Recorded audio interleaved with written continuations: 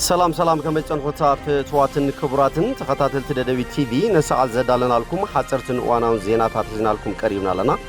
كتكتاتلنا نقدم بكندي ارستنت بتاتهم كنفلم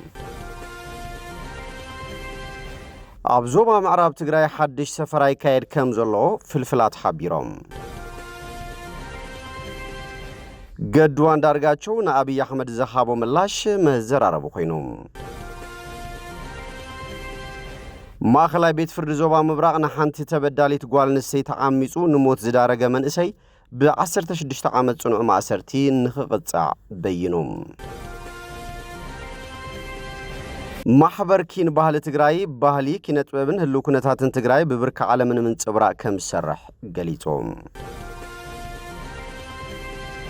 كتما وقرو ماراي ناي زقصلو 10 عامتات مواقراو بلان كم زتدالولا تقليتوم አባዲ እንግሊዝ ገዛዜ ብሎም ስደተኛታት ቁጥሮም ይውስኽ ከምዘሎ ተገሊጹ ናብ ዝርዝሩ ሰጊርና ለናም ሳለታው ዜናታት ቢንያም ሐድሽ ሰናይ ምክትታል አብዞባ ምዕራብ ትግራይ ሐድሽ ሰፈራይ ካይድ ከምዘሎ ፍልፍላት ሐቢሮም ቀዳማይ ሚኒስትር ኢትዮጵያ አብይ አህመድ ኣብ ፓርላማን ዝተዛረቦ መደረ ሲዒቡ ኣብ ምዕራብ ትግራይ ሐድሽ መንቅስቃስ ከም ዝተራእየ ተገሊጹሎም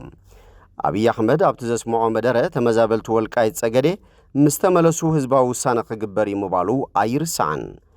በዚህ ተደናገጹ አስመላሽ ኮሚቴ ተስተባሃሉ ተስፋፋቲ ናብ ደብረ ብርሃን ተመዛቢሎም ዝነበሩ መሐሩ በበዝሂና ምዕራብ ትግራይ እናአተው ምህላዎም ዝረኸብናይ ሓበሬታ አመላኺቶም እቶም መሐሩ ናብ ወረዳ ቃፍታ ሕሞራ ማለቱን ናብ ዓድጎሹ እድሪስ አደባይ ባዕኸር ሩዋሳ ቱርኳን ዝበሉ ከባብታት ምዕራብ ትግራይ ከስፍሩ ወሲኖም አለው በኋላይ ደረጃ ድማ ናብ ወረዳ ወልቃይት ኣብ ዙርያ ማይጋባ ናብ ዝርከባ ኩለን ቀበሌታትን ዙርያታት ቆራሪትን ካብዝ ብተወሳኺ ኣብ ወረዳ አውራ ናብ ዝርከባ ከባብታት ብተማሳሊ ከስፍሩ ሓሲቦም ኣለው ብረዋይ ደረጃ ናብ ወረዳ ጸገዴ ማለቱን ዓዲ ሰላም ሒላብ ደብረ ሓርያ ማይደሊ ጊጮና ጎቤ ስላንዲ ማይምባን ዲቪዥንን በሓፈሻ 250 ሺህ ተመዛበልቲ ናብቶም ዝተገለጹ ከባብታት ምዕራብ ትግራይ بملك سفرا كأتو موسانم فلفلات نخابيرام كل محارا نزي بقوامنت بجت بجتو ترانسبورت الداليو كل خامر دا كامزلون تفليت اللام نزيهم كمالسو كاللو دما بسنك حوحات نابستفلالي كللات تمزابيلوم زنبرو يملسو اللو زبل شفان بميدياتات كم محلالف موسانم تفليتوم نايزيك اند علامة دما هزباو سانا مقباروس لزي ترف قوزر هزبي نموساخيوم نزين مقبار دما ببوردون ببختمون تقاومو كيهل مئنتان أمرار حورداتات بفلاي دما وانا محادرتي يقيرو مهلام زرخبنا حوريتها أملاقيتهم قدوان دارقاتشون أبي أحمد زخابو ملاش مزراربو خوينوم قدما مصر إثيوبيا أبي أحمد زخالف سولوس أبي بارلاما بزسمو مدرم أمونغ إيرتران إثيوبيان متفنان زفترة قدايا ملكيتو نابس مرا كم استلاخ سمو استرقحه مصر قدات وصات هاجر نبر قدوان دارغاچو صالط حاسوت مخانو بمغلاطيو ملاشي وزلام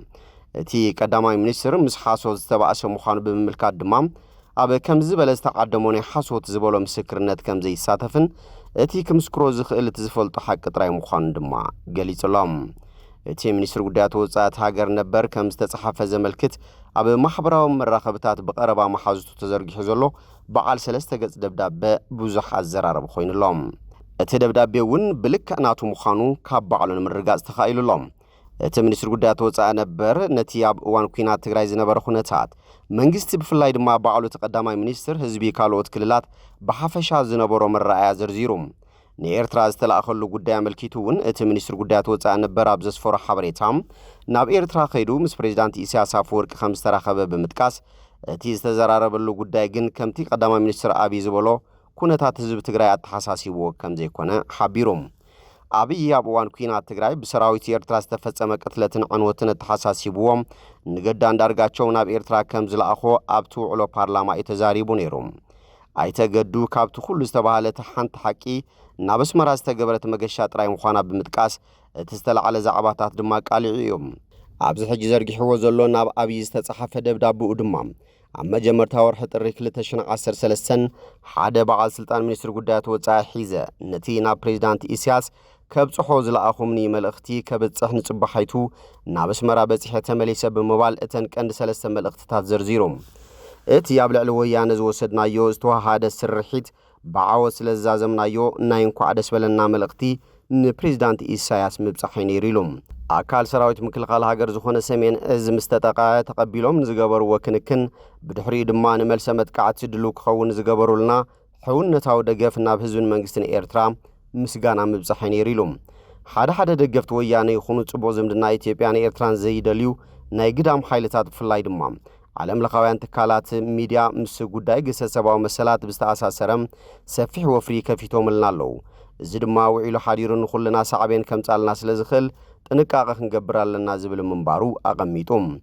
እዚ መልእኽቲ ሒዙ ኣብ ቅድሚ ፕሬዝዳንት ኢሳያስ ዝቐረበ ኣይተገዱ ዝመርሖ ልኡኽ ካብቲ ፕሬዝዳንት ኣብ ጉዳይ ግሰሰባዊ መሰላት ዝምልከት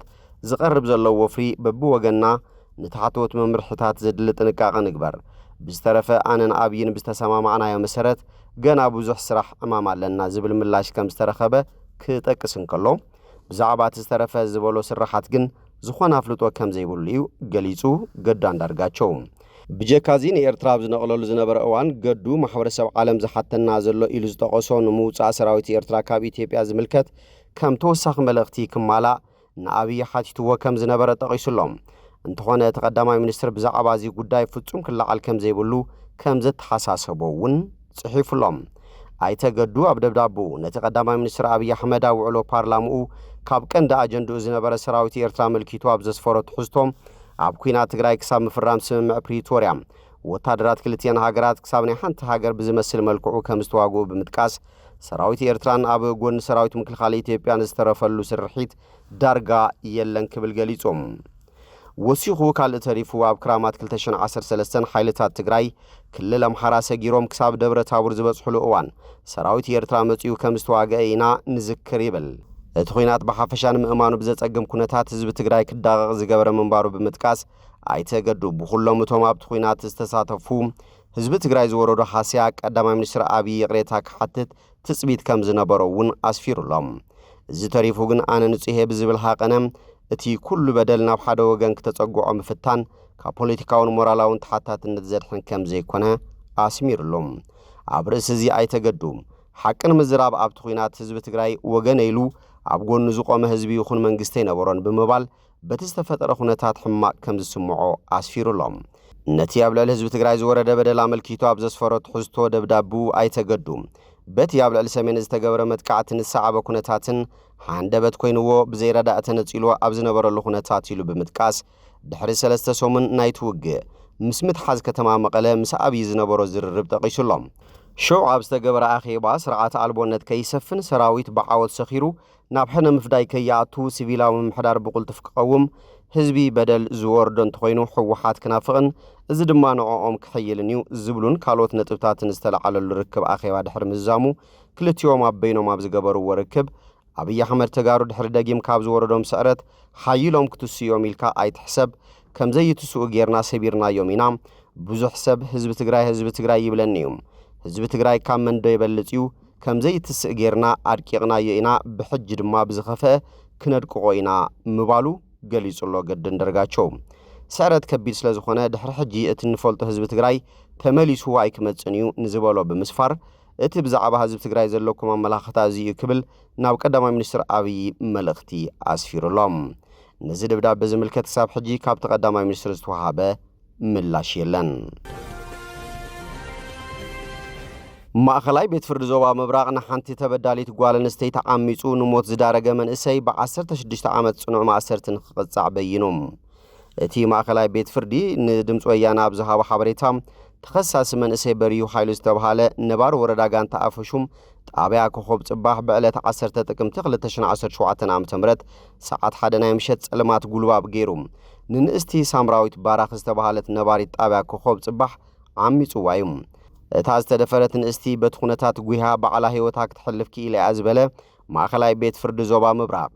ገበነኛ ብዓመፅታ ንእስትን ህይወታ ባዕላ ንኽትሕልፍ ምኽንያት ከም ዝኾነን ተኸሲሱ ጉዳዩ ብሕጊ ክረአ ጸኒሑ ብመሰረት እዚ ድማ 26 ጥሪ 2018 ዓ.ም ተሰይሙ ኣብ ዝወዓለ መጋባእያ ተኸሳሲ ነቲ ገበን ከም ዝፈጸሞ ብምርጋጹ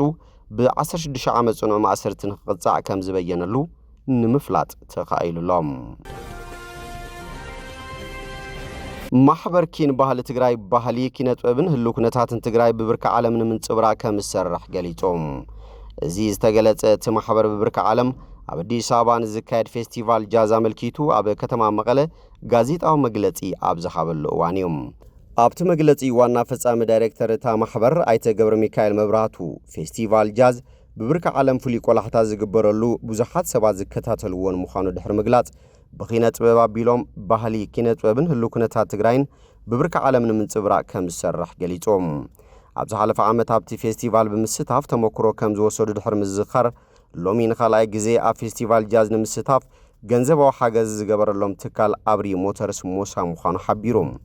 ስራሕ መካየዲ ትካል ኣብሪ ሞተርስ ጨንፈር ትግራይ ወይዘሪት ጽዮን ፀሃየ ብወገና ባህልን ኪነ ጥበብን ትግራይ ንምዕባይ ከም ዝሰርሕ ኣፍሊጣ ከተማ ውቕሮ ማራይ ናይ ዝቕጽሉ 10 ዓመታት መዋቕራዊ ፕላን ከም ዝተዳለወላ ተገሊጾም እቲ መዋቕራዊ ፕላን ዝምልከቶም ኣካላትን ነባር ህዝብታ ከተማን ርእይቶን ሓሳብን ሂቦምሉ ኣብ መወዳእታ ብርኪ ከም ዝበጽሐም ኣብ ቀረባ እዋን ተግባራዊ ከም ዝኸውን ዝሓበሩ ኣካየዲ ስራሕ ቤት ማዘጋጃታ ከተማ ቀሸ ብርሃቱ ወልደም እቲ ዝተዳለወ ፕላን መሰረታዊ ሕቶታት መሰረተ ልምዓት ከተማ ዝምልስን ንመስሕብ ኢንቨስትመንት እውን ምቹ ባይታ ዝፈጥርን ከም ዝኾነ ገሊጾም ኣብታ ከተማ ዝነበረ መሰረታዊ ፕላን 250 ሄክታር መሬት ዝሸፈነ ጥራይ ከም ዝነበረ ዝገለጹ መሃንዲስ ከተማ ውቕሮ ማራይ ኣይተ ሓይለ ኣረጋዊ እቲ ሕጂ ተዳልዩ ዘሎ መዋቕራዊ ፕላን 10 ዓመት በርባዕትዩ ኣንፈትታ ከተማ ካብ ዝነበራ ጣብያታት ወረዳ ታሕታይ ማጨው ሓድሽ ቦታ ዝሓወሰን ሕቶ መንበር ገዛ ማሕበራዊ ትካላት ልምዓት ኢንቨስትመንት ነበርቲ ንምምላስ ብዝጥዕም ዝተዳልወን 1130 ሄክታር መሬት ዝሸፈነን ከም ዝኾነ ሓቢሮም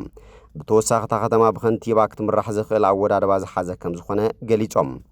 እቲ ተዳልዩ ዘሎ ፕላን ዘሎ ውራ መሬት ዘትርፍን ሕቶም ልምዓት ከተማ ዝምልስን ከም ዝኾነን ኣብ ዝሓፀረ እዋን ተግባራዊ ክኸውን ይግባእ ክብሉ ድማ ተሳተፍቲ ገሊጾም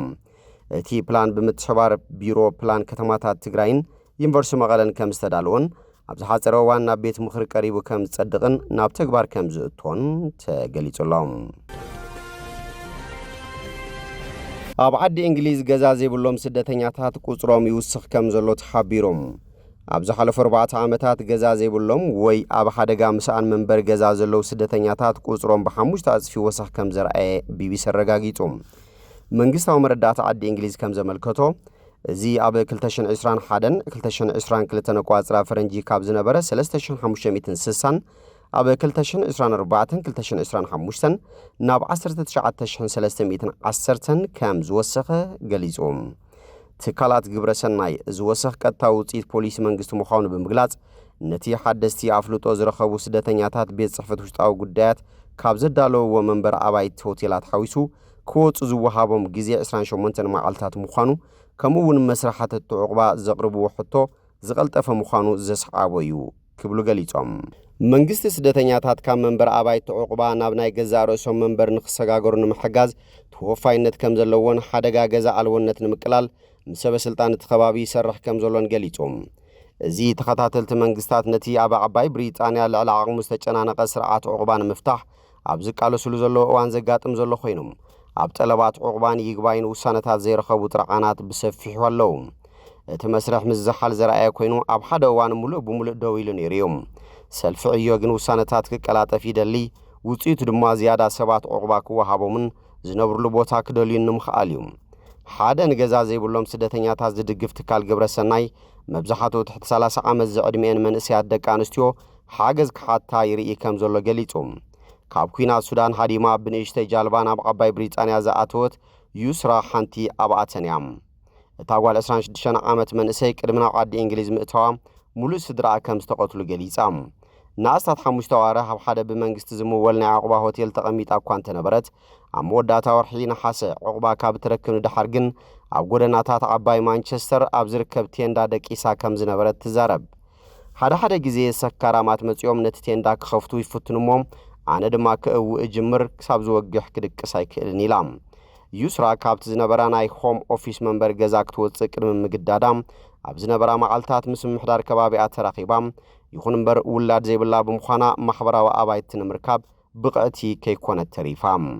يسرى نبي سبزهابت حبريتا نزحاش نابرام كاب سودان هاديما حجيقنا وعد إنجليز بممتام كم زدت عصا بمقلاص جزا كابت سندحر هيوت أزيو كبيدو والوم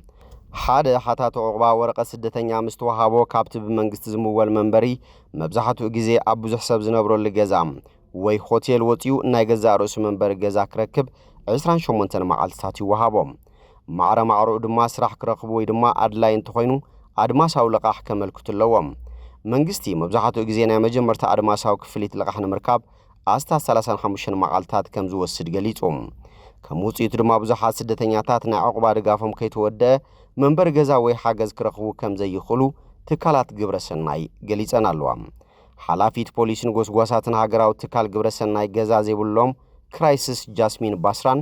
ስደተኛታት አውሽጥ 28 መዓልታት ንኹሉ ክፈትሕዎ እኹል ጊዜ ከም ዘይኮነ ገሊጻም እቲ ገባር ሰናይ ትካል ኣብ ስደተኛታት ዝለዓለ ወሰኽ ገዛ አልወነት ይርኢ ከም ዘሎን እቲ ሐቀኛ ቁጥሪ ገዛ ዘይብሎም ዝያዳ ክኸውን ተኽእሎ ከም ዘሎ ድማ ገሊጾሎም